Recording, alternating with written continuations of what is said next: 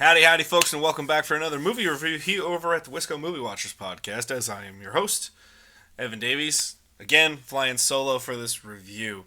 We are reviewing 28 Years Later, the third installment in the 28 Days franchise, or our 28 zombie franchise, if you will.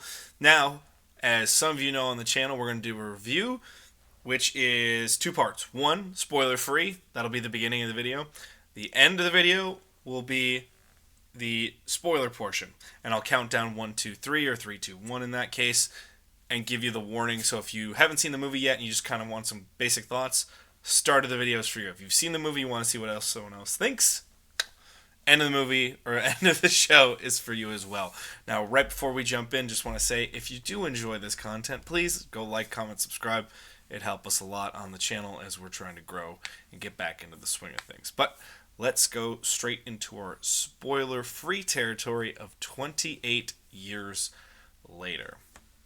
So I literally just hopped out of my my Marcus Theaters, auditorium number 1 from the Marcus Theaters that I went to go see this in Madison, Wisconsin.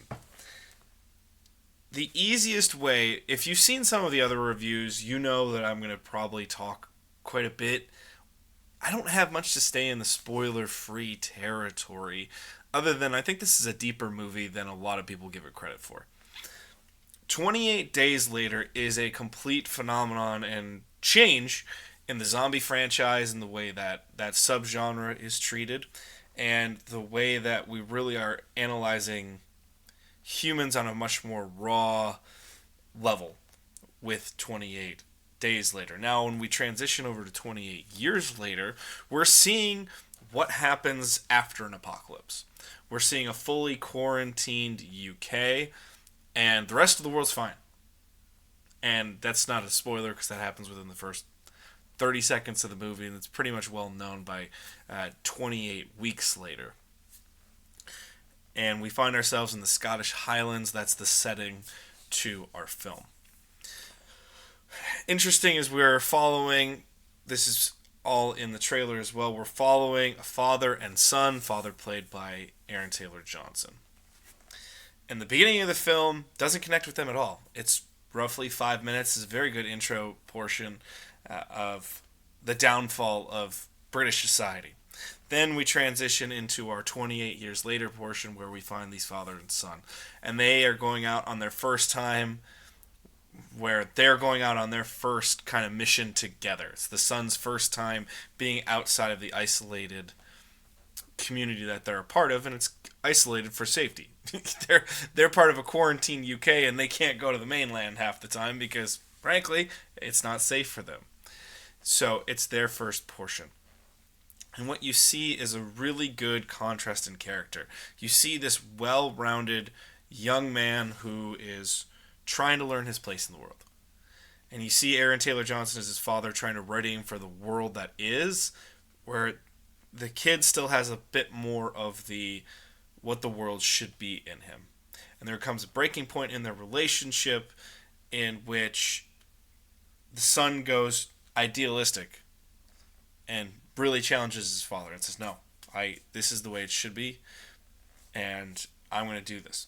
All while they are struggling with the health of his wife / mother, So it's a very interesting dichotomy to see a young man trying to grow up in this world, which already, although the zombie genre has been growing a lot in the last 10 to 20 years, specifically with so many different renditions of the zombie film, it's nice to see far more of a character study than just zombies. And I love zombie movies. I love all sorts of zombie genre films.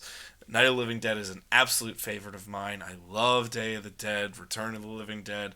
There's all kinds of zombie films. World War Z, Zombieland. I love all different renditions of the zombie film. But I will say, they tend to eventually just go out into the territory of, let's mow down zombies. We gotta get the zombies. We gotta mow them down. And while that's really fun and interesting, what's really cool about this film is it goes into the character study of what does it mean to be a human being in this world, and what do the challenges of this world do to you as a person. And that's the really fun thing here, where you're watching, you're like, oh wow, okay, this it's not too heavy, and it's not preachy, but you really get the sense of we need to be respectful of these themes of death and what does it mean to actually be living. We need to be respectful of that. And that's a really fun portion of this film that I think is quite enjoyable. I would not say this is my favorite film of the year. So far, that's still going to go to Sinners, but I would say it's on the higher end of the spectrum of the new films that we've seen this year. So far, I think we've hit it out of the park with Sinners. Thunderbolts was very good. I would put this towards the top of that, as along with Phoenician Scheme, which I think is tremendous. Then we got stuff like Ballerina and Mission Impossible that I think are fun watches at the movie theater, but are flawed films in some way, shape, or form. And that's where I think we're on the higher end here.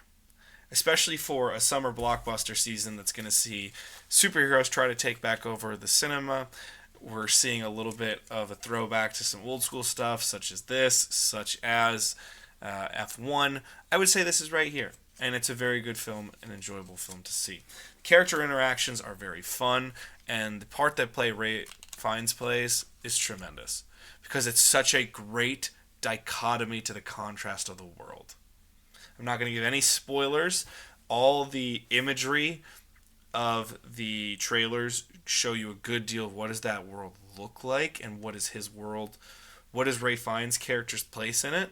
And I think people really enjoy what would happen when they actually get to see it on screen, with the dichotomy of this guy that looks like a crazed loon and the world around him, and how has the world transformed him and how has the world transformed others.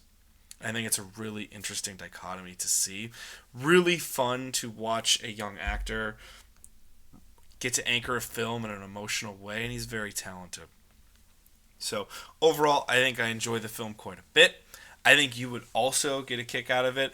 The landscape shots are incredible. The cinematography still has that flash and that pizzazz of a 28 Days Later, but we still get these really nice, intimate shots that aren't just trying to give you whiz bang pow. We're trying to give you a lot of the scope of what people are feeling in this wildly beautiful landscape of the Scottish Highlands. So I think the cinematography is on point. I think Danny Boyle hits it again here, and Alex Garland does a tremendous job with this writing and producing as well. It's also fun to see Cillian Murphy as an executive producer on this film, which I didn't know going into the film. So it's fun to see the Oscar winner now getting to be producer as well. So that's a really fun take here. All the parts are really interesting, and it's fun to see. I'm very interested in post-apocalyptic stories that aren't immediately in the apocalypse. And I think you get to see this. What happens a year, 5 years, 10 years, 20, almost 30 years removed from the inciting incident that takes humanity down? To me, that's far more interesting. Because then we get to see how resilient human beings are and what does it do to their psyche. What do they resort to? What do they care about? What are the things that allow them to survive? That to me is the super interesting part. And then we get a character study within that setting, where humanity's already been warped to a degree, and then we have this character study of, does he really want to be a part of that world? And I think it's quite enjoyable film. I think you will enjoy it as well. But that's our spoiler-free territory. I recommend this film. Now we're going to go into spoilers, and we're going to count down 3, 2, 1. So if you want to get out now. If you don't want them spoilers, spoiler territory starts now in 3, 2, 1. All right, spoiler time. So, intro to this film is really fun and engaging, where we start on a group of children that are all being collected because their parents are trying to protect them. And it's the inciting incident of the apocalypse where the rage virus is going out completely. Then we have one child escape that. And he gets to a church, which is one of my favorite scenes in the entire film, because his father is a preacher. And he's giddy about what's happening because it's Judgment Day. And such a great I don't even think you can call it religious hypocrisy, because I'm someone who always thinks a good critique of religion is awesome and great and needed in this world. And we get a preacher who's actually living by his words, who's saying we look forward to Judgment Day because we are part of the faithful. And he gives his son a cross and he's like, keep this with you. And he just accepts his fate of going into zombie territory. Like, it's wild. And this young person survives the apocalypse and runs off into the Scottish Highlands by himself.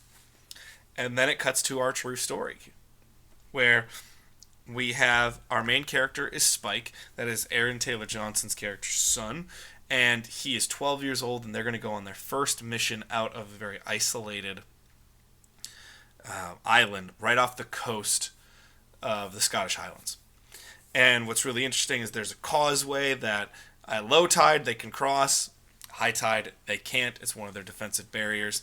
And the whole village, as they're leaving, is celebrating them because, oh my god, they're going to go, and it's this transition to manhood. And everyone's going to celebrate them, and they're going to have this big party for the whole community when Spike comes back that night, and it's going to be great. Meanwhile, we've already seen in this that Spike's mother is suffering from some sort of illness, most likely a mental illness, that is not confirmed or denied, but we know there's stress between mom and dad, because dad has to care for her, but he's at his wit's end.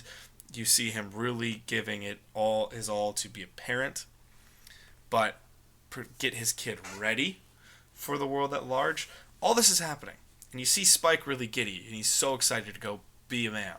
And he even says, well, they give him one last chance before he leaves, because they tell him, the second you leave, you come back, but if you don't come back, we're not coming to get you, because it's too dangerous.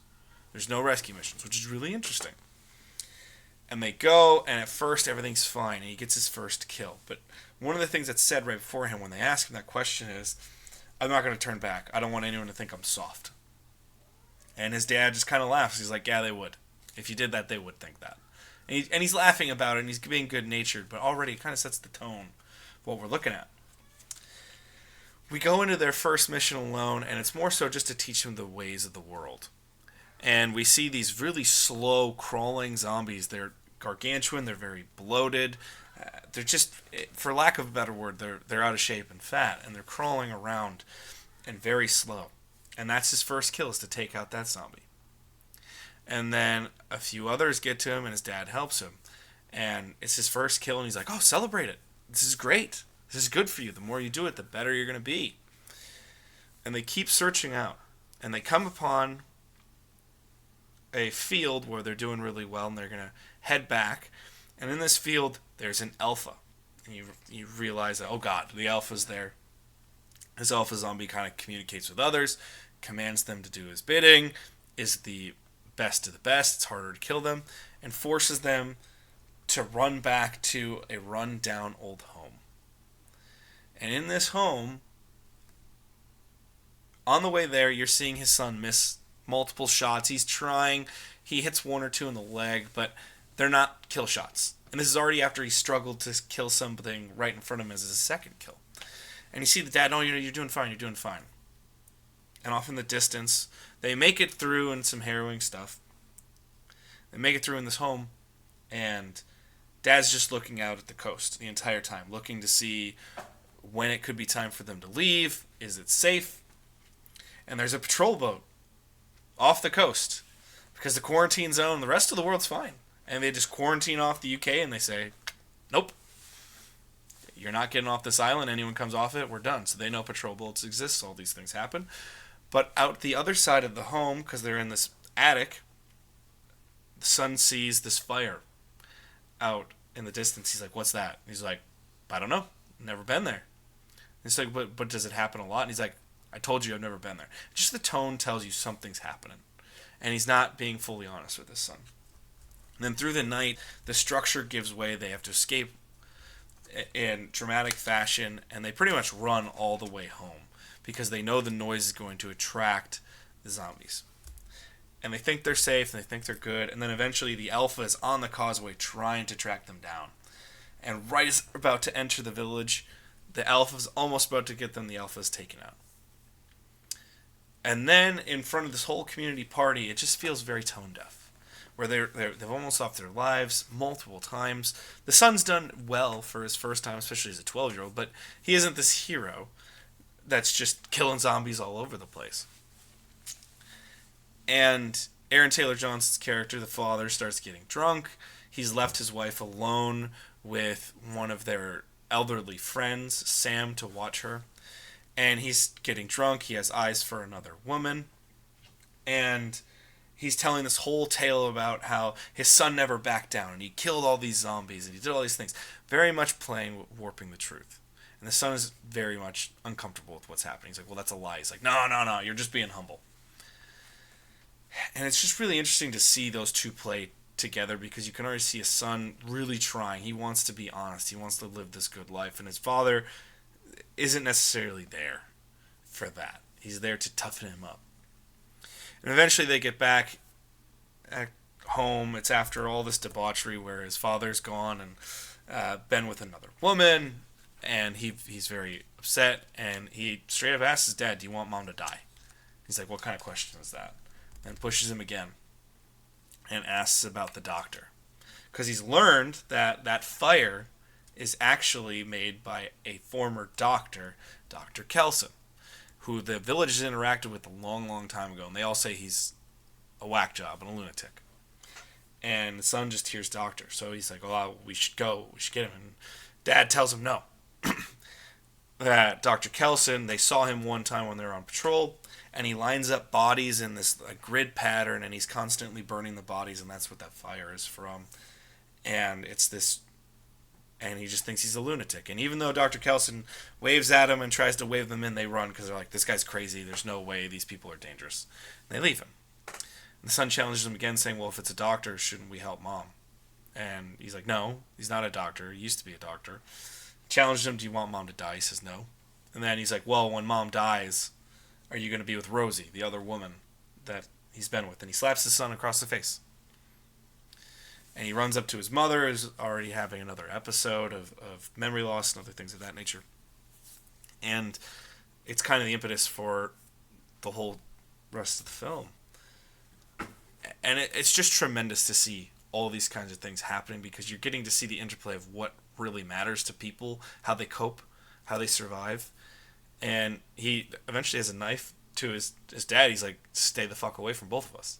And his dad just takes the knife from him, but gives it back. And he's still clearly angry. He leaves. And it gets the son. He cooks up a scheme. He gets out of the island with his mother. He's going to go track down Kelson himself. They eventually meet the lone survivor of an elite military group because their boat crashed. There's a couple great action pieces there. It happens. And eventually an alpha's mate gives birth to an uninfected child. And it's really crux between a bunch of characters. And then eventually they find Dr. Kelson. And it's wild because you get to see Ray Fiennes and you're like, he's covered in what looks to be blood. He's like, oh, it's iodine. The disease don't really like that. And then he's made up this huge monument of bones and skulls, and it's Memento Mori, which is remember death. That we're all going to die. But it's out of respect and care. And then he diagnoses his mother. He tells his mother it's not going to happen. She's going to die soon because she has a brain tumor. And that's why she's having memory loss issues. That's why she's having all these what seems to be mental health issues.